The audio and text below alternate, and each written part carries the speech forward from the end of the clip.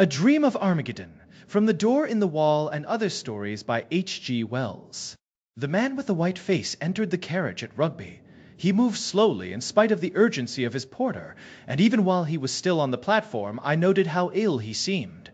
He dropped into the corner over against me with a sigh, made an incomplete attempt to arrange his traveling shawl, and became motionless, with his eyes staring vacantly.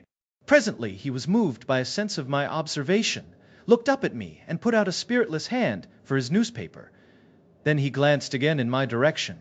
I feigned to read. I feared I had unwittingly embarrassed him, and in a moment I was surprised to find him speaking. "I beg your pardon," said I. "That book," he repeated, pointing a lean finger, "is about dreams." "Obviously," I answered, for it was Fortnum Roscoe's Dream States, and the title was on the cover. He hung silent for a space, as if he sought words. "Yes," he said at last, "but they tell you nothing." You did not catch his meaning for a second. "They don't know," he added. I looked a little more attentively at his face. "There are dreams," he said, "and dreams. Ye said, and dreams. That sort of proposition I never dispute. I suppose—" He hesitated. "Do you ever dream? I mean vividly." "I dream very little," I answered. "I doubt if I have 3 vivid dreams in a year." He said, and seemed for a moment to collect his thoughts. "Your dreams don't mix with your memories?" he asked abruptly. "You don't find yourself in doubt. Did this happen, or did it not?" Hardly ever. Except just for a momentary hesitation now and then. I suppose few people do. Does he say—" He indicated the book. "Says it happens at times and gives the usual explanation about intensity of impression and the like, to account for its not happening as a rule. I suppose you know something of these theories. Very little, except that they are wrong." His emaciated hand played with the strap of the window for a time. I prepared to resume reading, and that seemed to precipitate his next remark. He leant forward almost as though he would touch me. "Isn't there something called consecutive dreaming that goes on night after night?" "She believed there is. There are cases given in most books on mental trouble." "Mental trouble, yes, I dare say there are. It's the right place for them. But what I mean," he looked at his bony knuckles, "is that sort of thing always dreaming? Is it dreaming, or is it something else?" Mightn't it be something else? Cooper should have snubbed his persistent conversation, but for the drawn anxiety of his face. I remember now the look of his faded eyes and the lids red-stained. "Perhaps you know that look. I'm not just arguing about a matter of opinion," he said. "The thing's killing me. Dreams, killing me." "Dreams, coughed, if you call them dreams." "Night after night, vivid, so vivid this, he indicated the landscape that went streaming by the window, "seems unreal in comparison. I can scarcely remember who I am, what business I am on. He paused. "Even now, the dream is always the same." "Do you mean?" I asked. "It's over. You mean, Isi died. He smashed and killed, and now so much of me as that dream was is dead. Dead forever. I dreamt I was another man, you know, living in a different part of the world and in a different time. I dreamt that night after night. Night after night I woke into that other life. Fresh scenes and fresh happenings until I came upon the last Ixt, Jusicht, Twelnd. You died, Stuwend. Since then, too, he said, thank God that was the end of the dream. Next, it was clear I was in for this dream.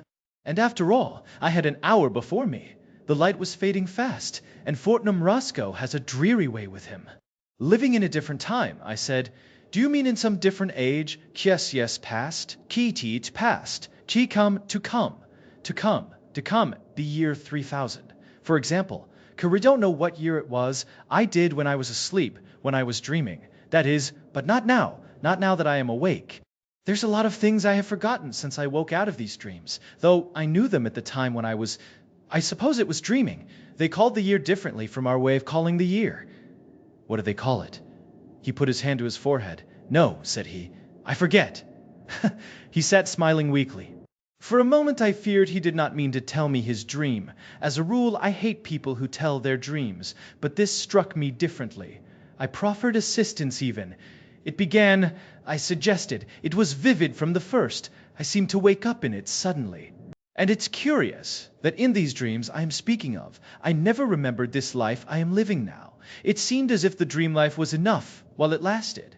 Perhaps But I will tell you how I find myself when I do my best to recall it all. I don't remember anything clearly until I found myself sitting in a sort of loggia looking out over the sea. I had been dozing, and suddenly I woke up, fresh and vivid, not a bit dreamlike, because the girl had stopped fanning me. The girl? Yes, the girl. You must not interrupt, or you will put me out. He stopped abruptly. You won't think I'm mad. He stopped abruptly. You won't think I'm mad, he said. No, I answered. You've been dreaming. Tell me your dream. I woke up, I say, because the girl had stopped fanning me. I was not surprised to find myself there or anything of that sort. You understand. I did not feel I had fallen into it suddenly. I simply took it up at that point. Whatever memory I had of this life, this 19th century life, faded as I woke, vanished like a dream. I knew all about myself, knew that my name was no longer Cooper but Hedon, and all about my position in the world. I've forgotten a lot since I woke, there's a want of connection, but it was all quite clear and matter-of-fact then. And he hesitated again, gripping the window strap, putting his face forward, and looking up to me appealingly. This seems bosh to you. Tuno, no? I cried. Go on. Tell me what this loggia was like, 'cause it was not really a loggia. I don't know what to call it. It faced south. It was small. It was all in shadow except the semicircle above the balcony that showed the sky and sea and the corner where the girl stood. I was on a couch. It was a metal couch with light striped cushions, and the girl was leaning over the balcony with her back to me. The light of the sunrise fell on her ear and cheek, her pretty white neck, and the little curls that nestled there, and her white shoulder were in the sun, and all the grace of her body was in the cool blue shadow. She was dressed. How can I describe it? It was easy and flowing, and altogether there she stood, so that it came to me how beautiful and desirable she was, as though I had never seen her before. And when at last I sighed and raised myself upon my arm, she turned her face to me. He stopped. I have lived 53 years in this world. I have had mothers, sisters, friends, wife, and daughters. All their faces. The play of their faces I know, but the face of this girl, it is much more real to me. I can bring it back into memory, so that I see it again. I could draw it or paint it, and after all... But he stopped. But I said nothing. The face of a dream. The face of a dream. She was beautiful, not that beauty which is terrible, cold, and worshipful, like the beauty of a saint, nor that beauty that stirs fierce passions, but a sort of radiation, sweet lips, that softened into smiles and grave gray eyes. And she moved gracefully. She seemed to have part with all pleasant and gracious things.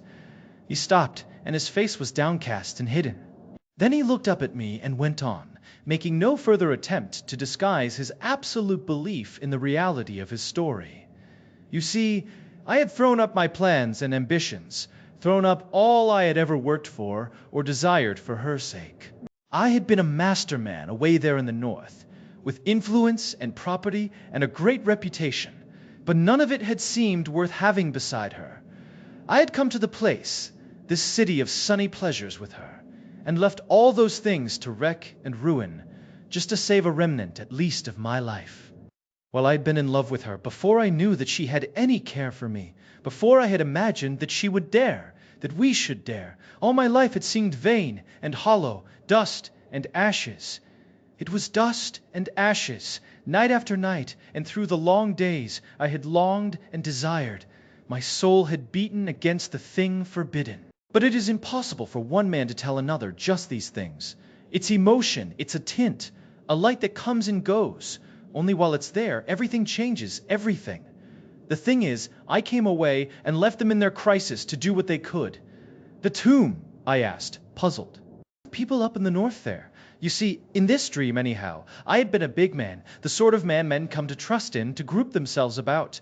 Millions of men who had never seen me were ready to do things and risk things because of their confidence in me. I had been playing that game for years, that big laborious game, that vague monstrous political game amidst intrigues and betrayals, speech and agitation.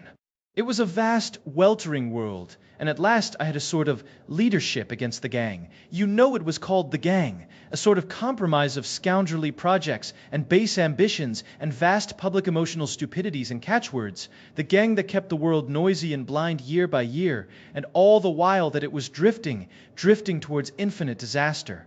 But I can't expect you to understand the shades and complications of the year something or other ahead. I had it all down to the smallest details. In my dream. I suppose I had been dreaming of it before I awoke, and the fading outline of some queer new development I had imagined still hung about me as I rubbed my eyes. It was some grubby affair that made me thank God for the sunlight. I sat up on the couch and remained looking at the woman and rejoicing that I had come away out of all that tumult and folly and violence before it was too late. After all, I thought, this is life, love and beauty, desire and delight. Are they not worth all those dismal struggles for vague, gigantic ends? And I blamed myself for having ever sought to be a leader when I might have given my days to love. But then, thought I, if I had not spent my early days sternly and austerely, I might have wasted myself upon vain and worthless women, and at the thought all my being went out in love and tenderness to my dear mistress, my dear lady, who had come at last and compelled me by her invincible charm for me, to lay that life aside. You are worth it, I said, speaking without intending her to hear. You are worth it, my dearest one, worth pride and praise and all things. Love, to have you is worth them all together. And at the murmur of my voice, she turned about. Come and see, she cried. I can hear her now. Come and see the sunrise upon Monte Solaro. Yet remember how I sprang to my feet and joined her at the balcony. She put a white hand upon my shoulder and pointed towards great masses of limestone, flushing as it were into life. I looked, but first I noted the sunlight on her face, caressing the lines of her cheeks and neck. How can I describe to you the scene we had before us? We were at Capri. Exter have been there, I said. I have clambered up Monte Solaro and drunk Vero Capri, muddy stuff like cider, at the summit, Dickstuhl, Tuger. Ah, said the man with the white face, then perhaps you can tell me, you will know if this is indeed Capri, for in this life I have never been there. Let me describe it. We were in a little room, one of a vast multitude of little rooms, very cool and sunny, hollowed out of the limestone of a sort of cape, very high above the sea. The whole island, you know, was one enormous hotel, complex beyond explaining, and on the other side there were miles of floating hotels and huge floating stages to which the flying machines came. They called it a pleasure city. Of course there was none of that in your time. Rather, I should say, is none of that now, of course. Now, yes, well, this room of ours was at the extremity of the cape, so that one could see east and west. Eastward was a great cliff, 1,000 feet high, perhaps, coldly gray, except for one bright edge of gold, and beyond it the Isle of the Sirens, and a falling coast that faded and passed into the hot sunrise. And when one turned to the west, distinct and near, was a little bay, a little beach still in shadow. And out of that shadow rose Solaro, straight and tall, flushed and golden-crested, like a beauty throned, and the white moon was floating behind her in the sky. And before us, from east to west, stretched the many-tinted sea, all dotted with little sailing boats. To the eastward, of course, these little boats were gray and very minute and clear, but to the westward they were little boats of gold, shining gold, almost like little flames. And just below us was a rock with an arch worn through it. The blue seawater broke to green and foam all round the rock, and a galley came gliding out of the arch. Sure, I know that rock, I said. I was nearly drowned there. It is called the Ferragione. Yes, she called it that, answered the man with the white face. There was some story, but that... Ed, he put his hand to his forehead again. No, he said, I forget that story. Well, that is the first thing I remember. The first dream I had, that little shaded room and the beautiful air and sky and that dear lady of mine, with her shining arms and her graceful robe, and how we sat and talked in half whispers to one another. We talked in whispers, not because there was anyone to hear, but because there was still such a freshness of mind between us that our thoughts were a little frightened, I think, to find themselves at last in words. And so they went softly. Presently we were hungry, and we went from our apartment, going by a strange passage with a moving floor, until we came to the great breakfast room. There was a fountain and music. A pleasant and joyful place it was, with its sunlight and splashing, and the murmur of plucked strings. And we sat and ate, and smiled at one another, and I would not heed a man who was watching me from a table near by, and afterwards we went on to the dancing hall. But I cannot describe that hall. The place was enormous, larger than any building you have ever seen, and in one place there was the old gate of Capri, caught into the wall of a gallery high overhead. Light girders, stems, and threads of gold burst from the pillars like fountains, streamed like an aurora across the roof, and interlaced like conjuring tricks. all about the great circle for the dancers. There were beautiful figures, strange dragons, and intricate and wonderful grotesques bearing lights. The place was inundated with artificial light that shamed the newborn day. And as we went through the throng, the people turned about and looked at us. For all through the world, my name and face were known, and how I had suddenly thrown up pride and struggled to come to this place. And they looked also at the lady beside me, though half the story of how at last she had come to me was unknown or mistold.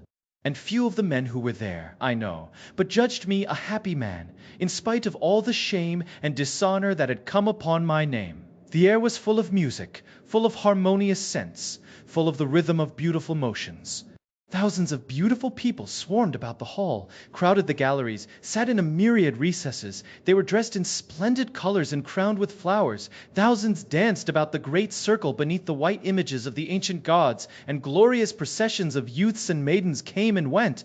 We too danced, not the dreary monotonies of your days, of this time I mean, but dances that were beautiful, intoxicating. And even now I can see my lady dancing joyously.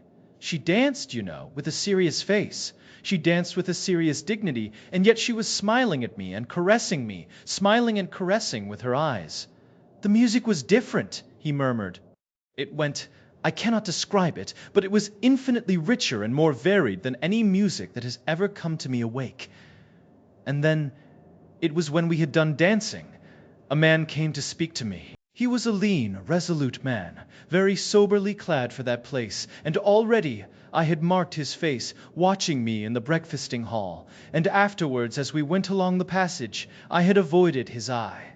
But now, as we sat in a little alcove, smiling at the pleasure of all the people who went to and fro across the shining floor, he came and touched me and spoke to me, so that I was forced to listen, and he asked that he might speak to me for a little time apart. No, I said, I have no secrets from this lady. What do you want to tell me? She said it was a trivial matter, or at least a dry matter, for a lady to hear. Perhaps for me to hear, said I. He glanced at her as though almost he would appeal to her.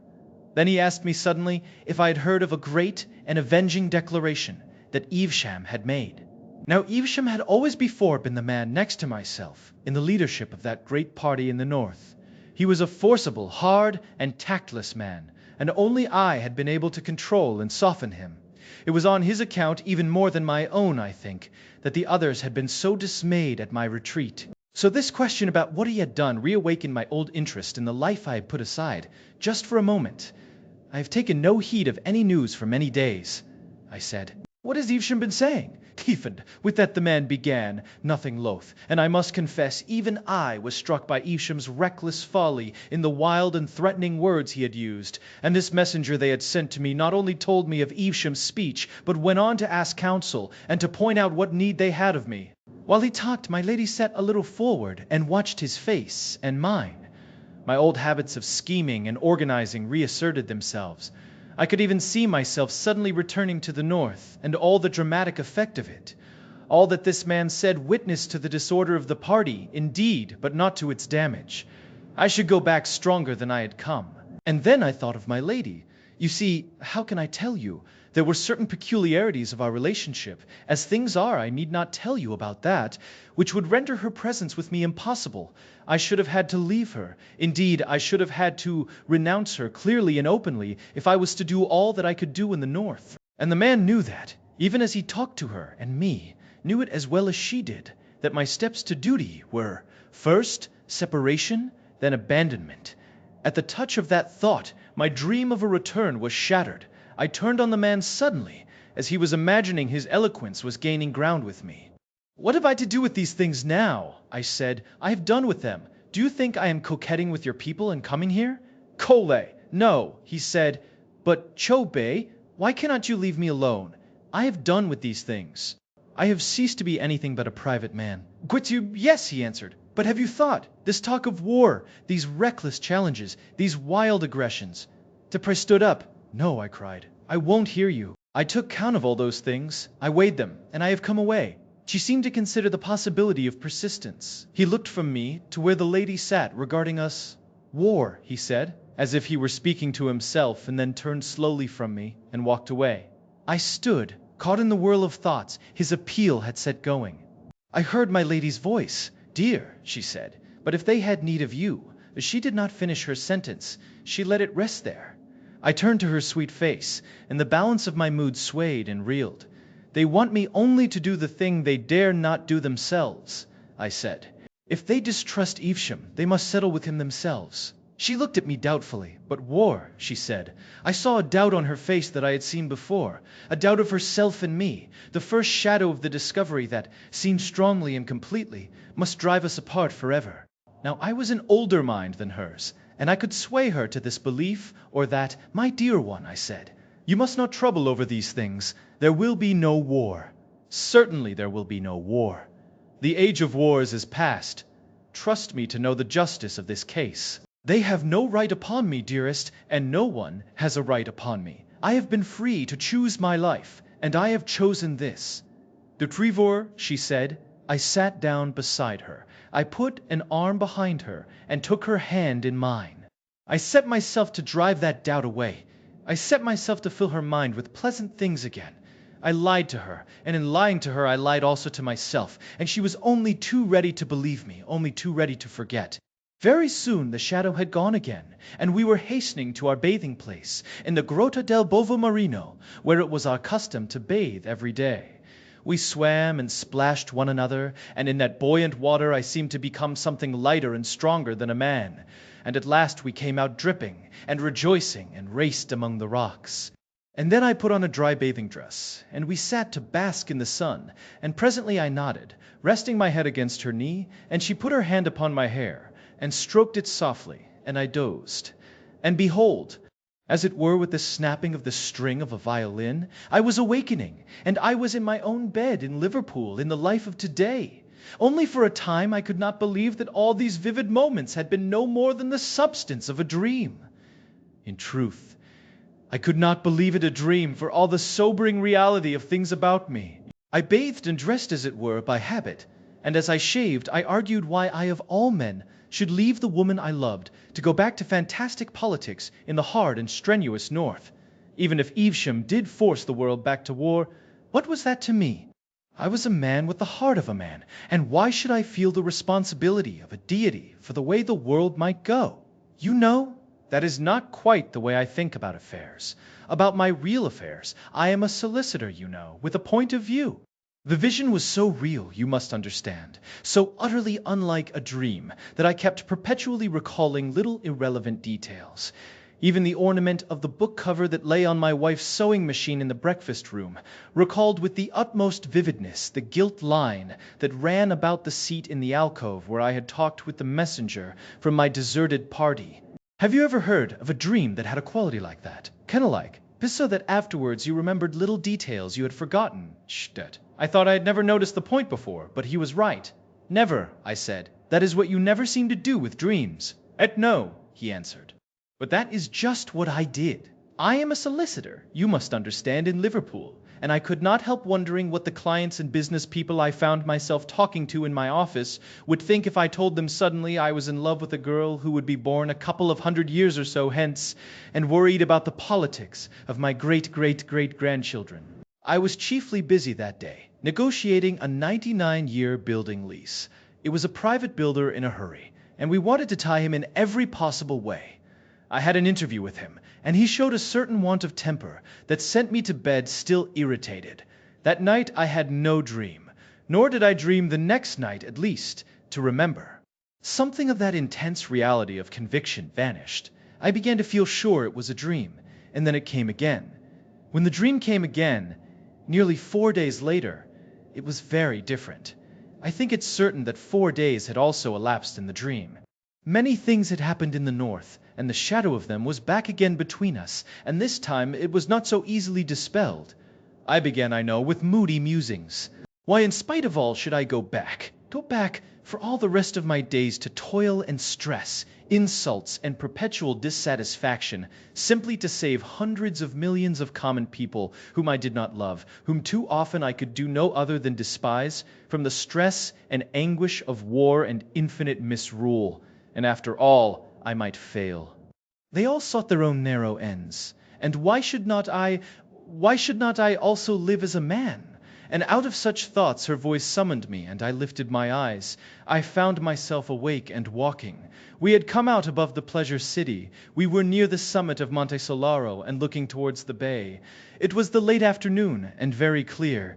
Far away to the left, Ischia hung in a golden haze between sea and sky, and Naples was coldly white against the hills. And before us was Vesuvius, with a tall and slender streamer, feathering at last towards the south, and the ruins of Torre del Annunziata and Castellamare, glittering and near. I interrupted suddenly. You have been to Capri, of course. Tre Traveli, you have been to Capri, of course. Ciao, yin in this dream. All across the bay, beyond Sorrento, were the floating palaces of the pleasure city moored and chained, and northward were the broad floating stages that receive the aeroplanes. Aeroplanes fell out of the sky every afternoon, each bringing its thousands of pleasure seekers from the uttermost parts of the earth to Capri and its delights. All these things, I say, stretched below, but we noticed them only incidentally because of an unusual sight that evening had to show. 5 war aeroplanes that had long slumbered useless in the distant arsenals of the Rheinalf were maneuvering now in the eastward sky. Evesham had astonished the world by producing them and others, and sending them to circle here and there. It was the threat material in the great game of bluff he was playing, and it had taken even me by surprise. He was one of those incredibly stupid, energetic people who seem sent by heaven to create disasters. His energy to the first glance seemed so wonderfully like capacity. But he had no imagination, no invention, only a stupid, vast, driving force of will and a mad faith in his stupid idiot luck to pull him through. I remember how we stood upon the headland watching the squadron circling far away, and how I weighed the full meaning of the sight, seeing clearly the way things must go. And then even it was not too late. I might have gone back, I think, and saved the world. The people of the North would follow me, I knew, granted only that in one thing I respected their moral standards. The East and South would trust me as they would trust no other northern man, and I knew I had only to put it to her, and she would have let me go. Not because she did not love me, only I did not want to go. My will was all the other way about. I had so newly thrown off the incubus of responsibility. I was still so fresh a renegade from duty that the daylight clearness of what I ought to do had no power at all to touch my will. My will was to live, to gather pleasures, and make my dear lady happy. But though this sense of vast neglected duties had no power to draw me, it could make me silent and preoccupied. It robbed the days I had spent of half their brightness, and roused me into dark meditations in the silence of the night. And as I stood and watched Evesham's aeroplane sweep to and fro, those birds of infinite ill omen, she stood beside me, watching me, perceiving the trouble indeed, but not perceiving it clearly. Her eyes questioning my face, her expression shaded with perplexity. Her face was gray because the sunset was fading out of the sky. It was no fault of hers that she held me. She had asked me to go from her, and again in the night time, and with tears she had asked me to go. At last it was the sense of her that roused me from my mood. I turned upon her suddenly, and challenged her to race down the mountain slopes. No, she said, as if I had jarred with her gravity, but I was resolved to end that gravity and make her run. No one can be very gray and sad who is out of breath, and when she stumbled I ran with my hand beneath her arm. We ran down past a couple of men who turned back staring in astonishment at my behavior. They must have recognized my face. And halfway down the slope came a tumult in the air, clang, clank, clang, clank, and we stopped, and presently over the hill crest those war things came flying one behind the other. The man seemed hesitating on the verge of a description. What were they like? I asked. They had never fought, he said. They were just like our ironclads are nowadays. They had never fought. No one knew what they might do, with excited men inside them. Few even cared to speculate. They were great driving things, shaped like spearheads without a shaft, with a propeller in the place of the shaft.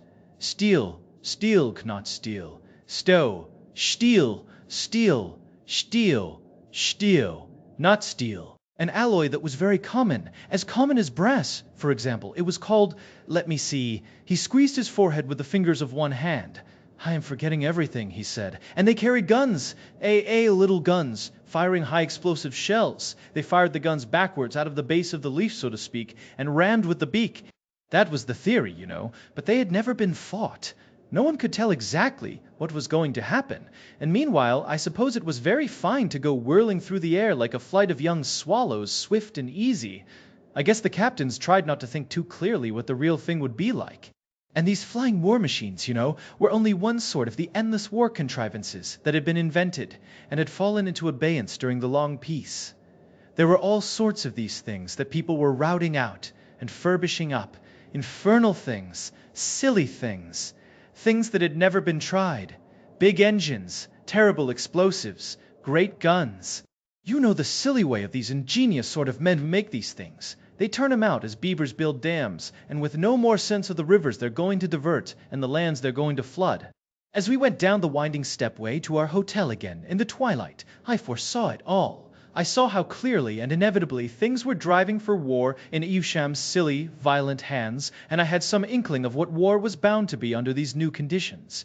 And even then, though I knew it was drawing near the limit of my opportunity, I could find no will to go back. He sighed. That was my last chance. We didn't go into the city until the sky was full of stars, so we walked out upon the high terrace, to and fro, and she counseled me to go back. My dearest, she said, and her sweet face looked up to me, this is death. This life you lead is death. Go back to them. Go back to your duty. So she began to weep, saying between her sobs, and clinging to my arm as she said it, Go back. Go back. Go back.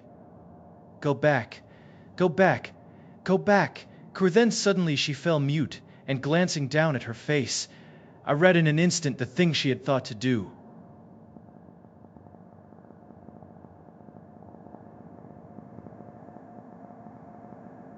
No, I said. No, she asked, in surprise and I think a little fearful at the answer to her thought.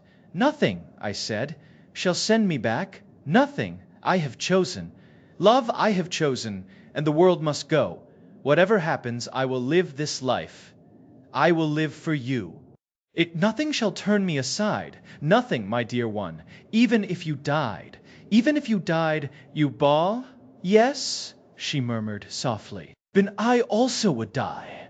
So before she could speak again, I began to talking eloquently, as I could do in that life, talking to exalt love, to make the life we were living seem heroic and glorious. And the thing I was deserting something hard and enormously ignoble, that it was a fine thing to set aside. I bent all my mind to throw that glamour upon it, seeking not only to convert her, but myself to that. We talked, and she clung to me, torn too between all that she deemed noble and all that she knew was sweet. And at last I did make it heroic, made all the thickening disaster of the world only a sort of glorious setting to our unparalleled love, and we two poor, foolish souls strutted there at last, clad in that splendid delusion, drunken rather with that glorious delusion, under the still stars. And so my moment passed. It was my last chance. Even as we went to and fro there, the leaders of the South and East were gathering their resolve, and the hot answer that shattered Evesham's bluffing forever took shape and waited. And all over Asia, and the ocean, and the South, the air and the wires were throbbing with their warnings to prepare. No one living, knew what war was. No one could imagine, with all these new inventions, what horror war might bring. I believe most people still believed it would be a matter of bright uniforms and shouting charges and triumphs and flags and bands in a time when half the world drew its food supply from regions 10,000 miles away. The man with the white face paused. I glanced at him, and his face was intent on the floor of the carriage. A little railway station, a string of loaded trucks, a signal box, and the back of a cottage, shot by the carriage window, and a bridge passed with a clap of noise, echoing the tumult of the train. After that, he said, I dreamt often. For 3 weeks of nights that dream was my life. And the worst of it was, there were nights when I could not dream, when I lay tossing on a bed in this accursed life, and there, somewhere, lost to me, things were happening, momentous, terrible things. I lived at nights, my days, my waking days. This life I am living now became a faded, faraway dream, a drab setting, the cover of the book, he thought. I could tell you every little thing in the dream. But as to what I did in the daytime, no, I could not tell. I do not remember. My memory has gone. The business of life slips from me. He leant forward and pressed his hands upon his eyes. For a long time he said nothing. And then, said I, the war burst like a hurricane. He stared before him at unspeakable things. And then, I urged again.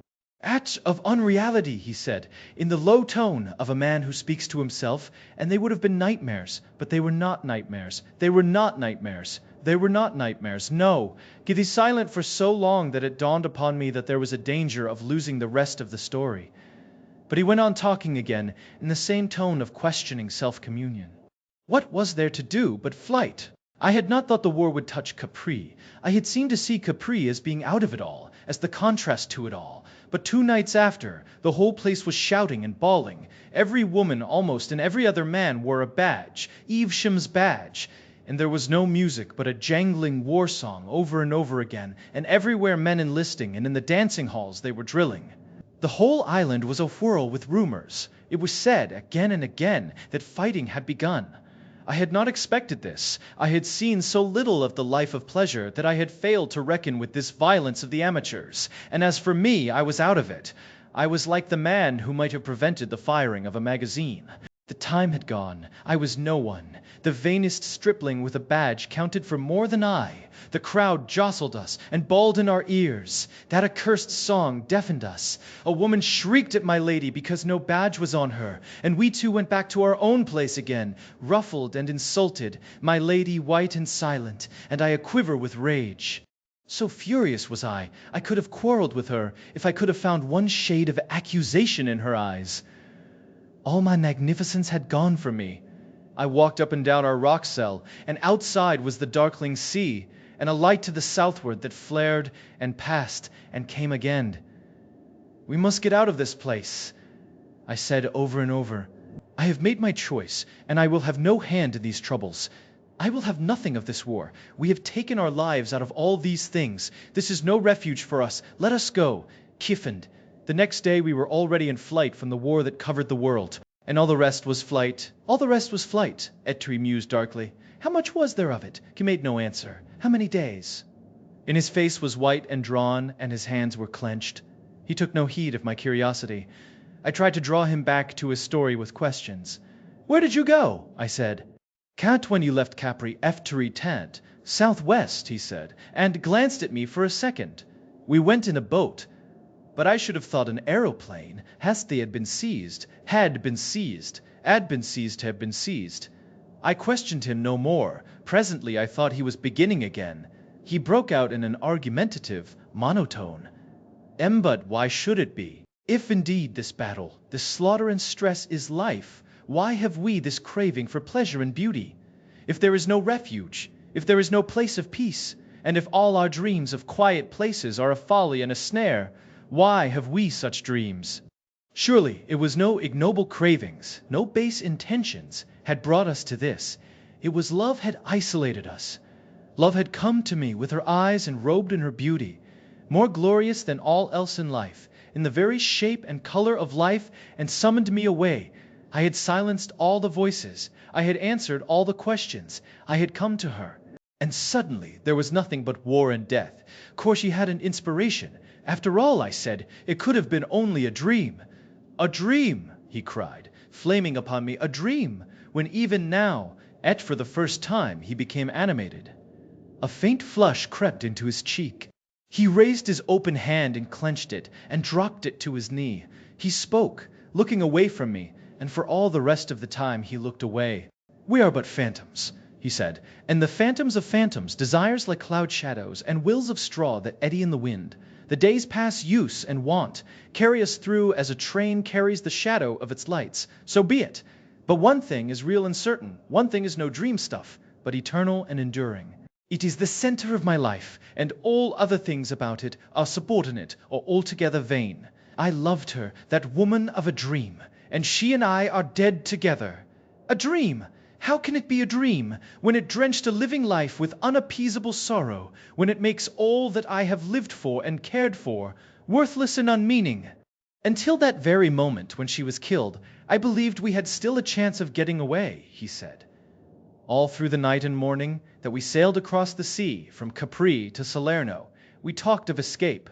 We were full of hope, and it clung about us to the end, hope for the life together we should lead. Out of it all, out of the battle and struggle, the wild and empty passions, the empty arbitrary thou shalt and thou shalt not of the world. We were uplifted, as though our quest was a holy thing, as though love for another was a mission. Even when from our boat we saw the fair face of that great rock Capri already scarred and gashed by the gun emplacements and hiding places that were to make it a fastness, we reckoned nothing of the imminent slaughter, though the fury of preparation hung about in the puffs and clouds of dust at 100 points amidst the gray. But indeed I made a text of that and talked. There, you know, was the rock, still beautiful for all its scars, with its countless windows and arches and ways, tier upon tier, for 1,000 feet, a vast carving of gray, broken by vine-clad terraces and lemon and orange groves, and masses of agave and prickly pear and puffs of almond blossom. And out under the archway that is built over the Piccola Marina, other boats were coming, and as we came round the cape and within sight of the mainland, another little string of boats came into view, driving before the wind towards the southwest. In a little while a multitude had come out, the remoter just little specks of ultramarine in the shadow of the eastward cliff. "It is love and reason," I said, fleeing from all this madness of war, to within though we presently saw a squadron of aeroplanes flying across the southern sky, we did not heed it. There it was, a line of little dots in the sky, and then more, dotting the southeastern horizon, and then still more, until all that quarter of the sky was stippled with blue specks. Now they were all thin little strokes of blue, and now one, and now a multitude, would heel and catch the sun, and become short flashes of light. They came, rising and falling and growing larger, like some huge flight of gulls or rooks or such like birds, moving with a marvelous uniformity, and ever as they drew nearer, they spread over a greater width of sky. The southward wind flung itself in an arrow-headed cloud athwart the sun, and then suddenly they swept round to the eastward and streamed eastward, growing smaller and smaller and clearer again, until they vanished from the sky. And after that we noted to the northward, and very high Evesham's fighting machines hanging high over Naples like an evening swarm of gnats. It seemed to have no more to do with us than a flight of birds. Even the mutter of guns far away in the southeast seemed to us to signify nothing. Each day, each dream after that, we were still exalted, still seeking that refuge where we might live and love. Fatigue had come upon us, pain and many distresses. For though we were dusty and stained by our toilsome tramping and half-starved, and with the horror of the dead men we had seen and the flight of the peasants, for very soon a gust of fighting swept up the peninsula. With these things haunting our minds, it still resulted only in a deepening resolution to escape. Oh, but she was brave and patient. She who had never faced hardship and exposure had courage for herself and me. We went to and fro seeking an outlet, over a country all commandeered and ransacked by the gathering hosts of war. Always we went on foot. At first there were other fugitives, but we did not mingle with them. Some escaped northward. Some were caught in the torrent of peasantry that swept along the main roads. Many gave themselves into the hands of the soldiery and were sent northward. Many of the men were impressed. But we kept away from these things. We had brought no money to bribe a passage north, and I feared for my lady at the hands of these conscript crowds. We had landed at Salerno, and we had been turned back from Cava, and we had tried to cross towards Taranto by a pass over Mount Alburno, but we had been driven back for want of food, and so we had come down among the marshes by Paestum, where those great temples stand alone. I had some vague idea that by Paestum it might be possible to find a boat or something and take once more to sea. And there it was, the battle overtook us. A sort of soul blindness had me. Plainly I could see that we were being hemmed in, that the great net of that giant warfare had us in its toils. Many times we had seen the levies that had come down from the north going to and fro, and had come upon them in the distance amidst the mountains, making ways for the ammunition, and preparing the mounting of the guns. Once we fancied they had fired at us, taking us for spies. At any rate, a shot had gone shuddering over us. Several times we had hidden in woods from hovering aeroplanes. But all these things do not matter now, these nights of flight and pain. We were in an open place near those great temples at Paestum, at last, on a blank, stony place, dotted with spiky bushes, empty and desolate, and so flat that a grove of eucalyptus, far away, showed to the feet of its stems. How I can see it! My lady was sitting down under a bush, resting a little, for she was very weak and weary, and I was standing up, watching to see if I could tell the distance of the firing that came and went. They were still, fighting far from each other, with those terrible new weapons that had never before been used, guns that would carry beyond sight, and aeroplanes that would do what they would do no man could foretell. I knew that we were between the two armies, and that they drew together. I knew we were in danger, and that we could not stop there and rest. Though all these things were in my mind, they were in the background. They seemed to be affairs beyond our concern. Chiefly, I was thinking of my lady, and aching distress filled me. For the first time, she had owned herself beaten, and had fallen a-weeping. Behind me, I could hear her sobbing, but I would not turn round to her, because I knew she had need of weeping, and had held herself so far and so long from me. It was well, I thought, that she would weep and rest, and then we would toil on again, for I had no inkling of the thing that hung so near. Even now I can see her, as she sat there, her lovely hair upon her shoulder, can mark again the deepening hollow of her cheek. If we had parted, she said, if I had let you go, no, said I, even now, I do not repent. I will not repent. I made my choice, and I will hold on to the end. Then overhead in the sky flashed something and burst, and all about us I heard the bullets making a noise like a handful of peas suddenly thrown. They chipped the stones about us, and whirled fragments from the bricks and passed. He put his hand to his mouth, and then moistened his lips. At the flash, I had turned about. She stood up, and moved a step towards me as though she wanted to reach me, for as she had been shot through the heart. He stopped and stared at me. I felt all that foolish incapacity an Englishman feels on such occasions. I met his eyes for a moment, and then stared out of the window. For a long space we kept silence. When at last I looked at him, he was sitting back in his corner, his arms folded, and his teeth gnawing at his knuckles. He bit his nails suddenly, and stared at it. I carried her, he said, towards the temples in my arms, as though it mattered. I don't know why.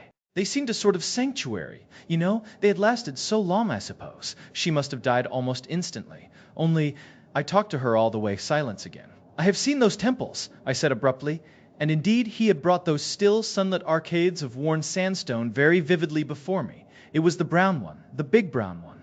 I sat down on a fallen pillar, and held her in my arms, silent after the first babble was over. And after a little while, the lizards came out and ran about again, as though nothing unusual was going on, as though nothing had changed. It was tremendously still there, the sun high and the shadows still. Even the shadows of the weeds upon the entablature were still, in spite of the thudding and banging that went all about the sky. I seem to remember that the aeroplanes came up out of the south, and that the battle went away to the west.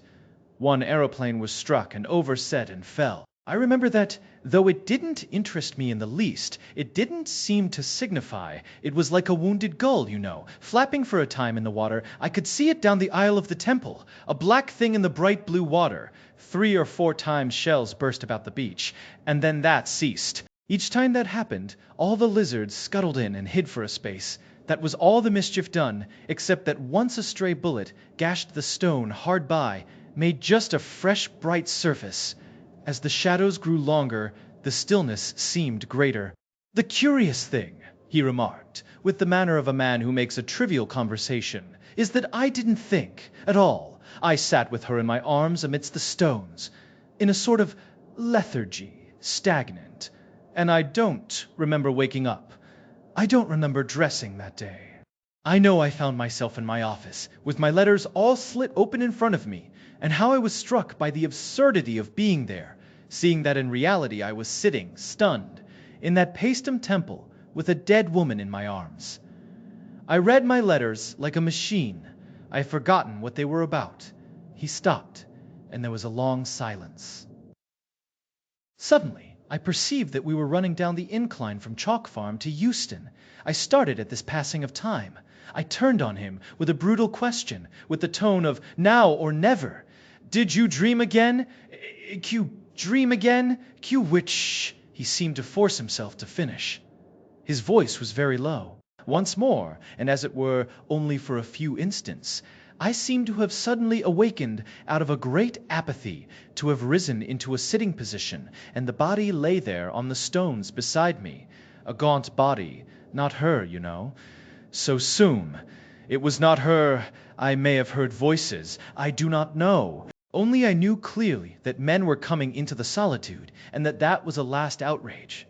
I stood up and walked through the temple, and then there came into sight, first one man with a yellow face, dressed in a uniform of dirty white, trimmed with blue, and then several, climbing to the crest of the old wall of the vanished city, and crouching there. They were little bright figures in the sunlight, and there they hung, weapon in hand, peering cautiously before them, and further away I saw others, and then more at another point in the wall. It was a long lax line of men in open order. Presently, the man I had first seen stood up and shouted a command, and his men came tumbling down the wall and into the high weeds towards the temple. He scrambled down with them and led them. He came facing towards me, and when he saw me, he stopped. At first, I had watched these men with a mere curiosity, but when I had seen they meant to come to the temple, I was moved to forbid them. I shouted to the officer, "You must not come here," I cried. "I am here. I am here with my dead." "I am here with my dead." She stared and then shouted a question back to me in some unknown tongue. I repeated what I had said. He shouted again, and I folded my arms and stood still. Presently he spoke to his men and came forward. He carried a drawn sword. I signed to him to keep away, but he continued to advance. I told him again very patiently and clearly, "You must not come here. These are old temples, and I am here with my dead." Till presently he was so close I could see his face clearly. It was a narrow face with dull gray eyes and a black mustache. He had a scar on his upper lip, and he was dirty and unshaven. He kept shouting unintelligible things, questions perhaps at me. I know now that he was afraid of me, but at the time that did not occur to me. As I tried to explain to him, he interrupted me in imperious tones, bidding me, I suppose, stand aside. He made to go past me, and I caught hold of him. I saw his face change in my grip. "You fool!" I cried. "Don't you know she is dead?" He started back. He looked at me with cruel eyes. I saw a sort of exultant resolve leap into them. Delight. Then, suddenly, with a scowl, he swept his sword back. So, and thrust. He stopped abruptly. I became aware of a change in the rhythm of the train. The brakes lifted their voices, and the carriage jarred and jerked. This present world insisted upon itself, became clamorous. I saw through the steamy window huge electric lights glaring down from tall masts upon a fog. Saw rows of stationary, empty carriages passing by, and then a signal box, hoisting its constellation of green and red into the murky London twilight, marched after them. I looked again at his drawn features. He ran me through the heart. It was with a sort of astonishment, no fear, no pain, but just amazement that I felt it pierce me, felt the sword drive home into my body. It didn't hurt, you know. It didn't hurt at all. The yellow platform lights came into the field of view, passing first rapidly, then slowly, and at last stopping with a jerk. Dim shapes of men passed to and fro without. "Euston!" cried a voice. "Do you mean there was no pain, no sting or smart, amazement, and then darkness sweeping over everything?" The hot, brutal face before me, the face of the man who had killed me, seemed to recede. It swept out of existence. Euston! Clamored the voices outside. Euston! 'Cause the carriage door opened, admitting a flood of sound, and a porter stood regarding us. The sounds of doors slamming, and the hoof clatter of cab horses, and behind these things the featureless remote roar of the London cobblestones came to my ears. A truckload of lighted lamps blazed along the platform.